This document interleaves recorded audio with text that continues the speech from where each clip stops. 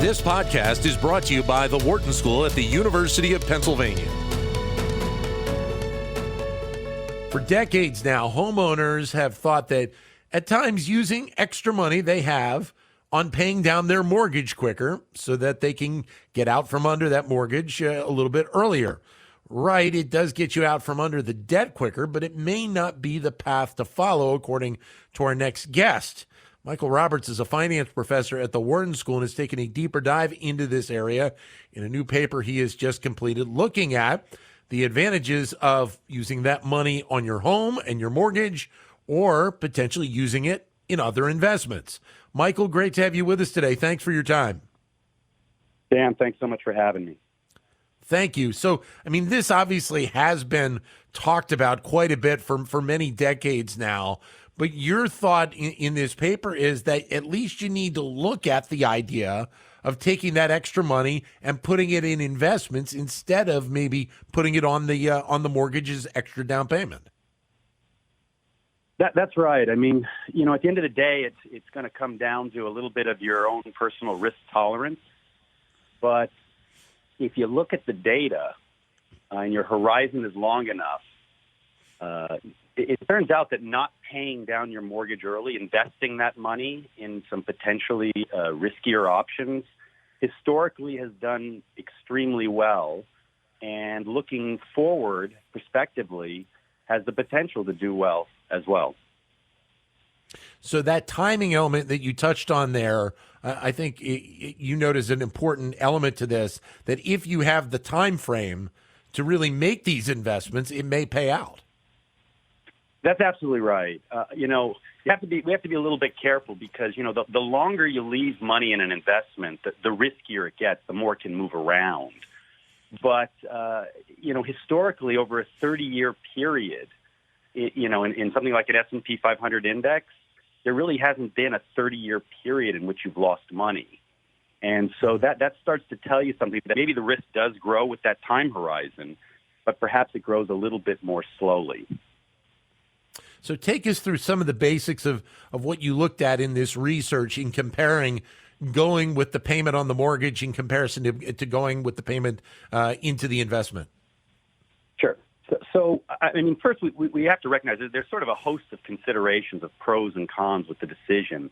I tried to focus on the opportunity cost dimension of the decision here, the sort of what would happen if I invest in sort of a broad, diversified stock market index as opposed to paying down my mortgage. And so what I did is I basically took the last 100 years of monthly stock returns. And I said, well, look, let's look at every single 30-year investment outcome that's occurred over the last century. And if I instead of paying down my mortgage with some extra income I have, if I put it into the stock market, what is the distribution, or what are all the possible outcomes that could happen with that investment strategy? And it turns out that more often than not, at least historically, you're going to do an awful lot better investing that money in the market than using it to pay down a relatively low low rate on your mortgage. Now, there's a caveat there, Dan, right? Because, in the investment space, the past is not a predictor of the future. And we've been fortunate, right? We've been fortunate enough to live in an era where the stock market over the last 100 years has done extraordinarily well. An average annual return of about 11%. So then what I did is I said, well, what if we're not as lucky going forward? And there's good reason to believe that, right? Interest rates are unbelievably low right now, which means we're going to need a great deal of growth, economic growth, to achieve anything even remotely close to what we've seen historically. So I started just lowering the average return that I might expect to see in the future. And it's interesting, even if you cut the return in half to, say, 5.5%, from 11 to 5.5%, saving that extra money as opposed to putting it against your mortgage still does surprisingly well. Now, you are exposing yourself to risk, right, Dan? Right. There's a lot of volatility in the market, but on average, that risk tends to be relatively low and the gains relatively high. And that risk tolerance is kind of, that's where the individual decision comes in. And again, this is, I guess what you're saying is this is not a rock solid, 100% do it every time. You really have to look at it and understand what your risk tolerance is in this. Yeah, I think in that sentence, Dan, you basically summed up finance, which is there's always right. risk. Right. You can't get away from it. I think that look, this is something my wife and I have been grappling with for the last 20 years as homeowners ourselves. What do we do with any extra income? And I think what was so surprising to me was that even if you take a relatively conservative view of how the future is going to play out, the risk of doing worse by sticking your money in the market relative to paying down your mortgage, that risk is relatively low. And I mean that in two senses, Dan. The probability that you do worse is low. So in the article, right. I say, it's around 25%, depending upon certain parameters. But the amount of money you're going to lose out on by not paying down the mortgage early, that too is relatively small. And so, for my personal risk tolerance, that was enough to guide me in one direction. Right. And I would imagine there are a lot of people out there that, if they look at the potential savings that they could get over, say, a 20-year period by paying an extra couple $100 a month to their mortgage, they would say, okay, you know what? That's a fairly safe play. And I feel more comfortable with that. But then you could go to probably, 20 other people and say, well, you know what? I'm willing to take the gamble at this point. No, that's exactly right. You just have. I think what was really interesting to me was the numbers, really, right? I wanted to understand, what's the probability that I'm going to lose money here, and how much can I lose? That was what was so enlightening, and I think what is so critical to making an informed decision. That's as you point out, Dan, is correct for me, but may not be correct for someone else. And I think it's an important element to discuss here as well right now, Michael, when you think about a lot of the dynamics that are at play with the markets and the potential of investments, and for people thinking longer term about, do I really should look at this and kind of make this decision, depending on where I am in my professional career, where I am in my earning structure, where I am in my retirement savings. No, that's exactly right.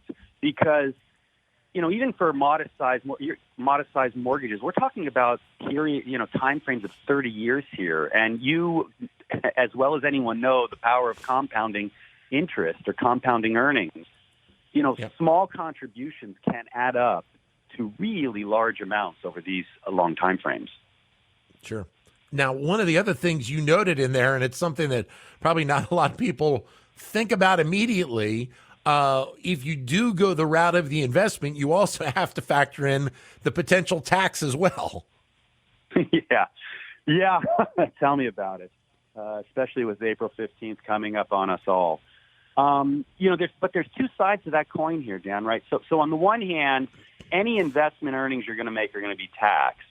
And importantly, they're going to be taxed differently depending upon the nature of the earnings, right? If it's interest income, it's taxed at your income rate. If it's long-term capital gains, it's taxed at another lower rate, potentially, depending upon your income bracket, of course. And so that's one consideration. But the other consideration that a lot of people forget is that the interest expense on your mortgage is deductible. That provides a tax shield. The government is subsidizing your mortgage. So when you see you've got a 3% mortgage rate, the effective rate is really quite a bit less depending upon your whatever tax bracket you fall in. Yeah. And it's, as you said, it's very important now, and it's probably on the minds of a lot of people right now because of the fact that we're around tax time. And I think it becomes, an important decision that hopefully a lot of people will now start to think about more as we move forward. I guess my thought was that people had not considered this option maybe as much in the past. Maybe, but if you think about it, Dan, right, let's say we just stuff our money into a stock index and we let it sit. Every month we just plow it in.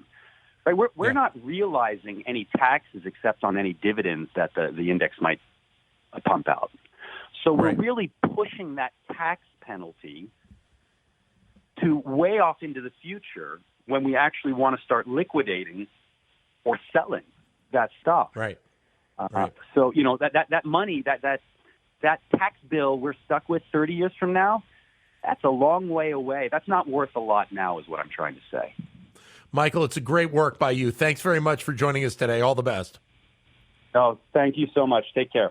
Thanks. Michael Roberts, who's a finance professor at the Wharton School. And by the way, all of what we just talked about, if you would like, you can go to the Knowledge at Wharton website. You can see some of the work that Michael has done with some of the charts and the graphs as well. If you go to knowledge.wharton.upenn.edu, either search for Michael R. Roberts, or the article is titled Think Twice Before Paying Off Your Mortgage Early. To keep engaged with Wharton Business Daily and other Wharton School shows, visit businessradio.wharton.upenn.edu.